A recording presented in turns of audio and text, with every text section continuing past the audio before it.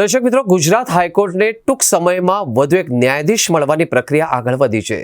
Supreme court collegium Guwahati હાઈકોર્ટના justice માનસ રંજન પાઠકને ગુજરાત હાઈકોર્ટના ન્યાયાધીશ તરીકે ટ્રાન્સફર કરવાની ભલામણ કરી છે.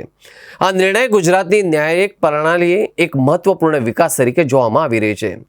હાલમાં ગુજરાત હાઈકોર્ટમાં મંજૂર 52 ન્યાયાધીશના પદ સામે કુલ 33 ન્યાયાધીશો કાર્યરત છે. રાષ્ટ્રપતિની મંજૂરી મળ્યા બાદ જસ્ટિસ માનસ રંજન પાઠક ગુજરાત હાઈકોર્ટમાં પોતાનો કાર્યભાર સંભાળશે. તેમની નિમણૂક બાદ ગુજરાત હાઈકોર્ટમાં ન્યાયાધીશોની સંખ્યા વધીને 34 થશે.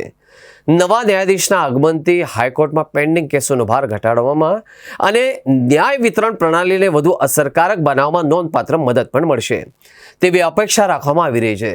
સુપ્રીમ કોર્ટ કોલેજિયમની આ ભલામણ બાદ હવે રાષ્ટ્રપતિની અંતિમ મંજૂરી ક્યારે મળે છે અને જસ્ટિસ માનસ રંજન પાઠક ક્યારે ગુજરાત હાઈકોર્ટમાં જોડાશે એના પર સૌની નજર રહેશે.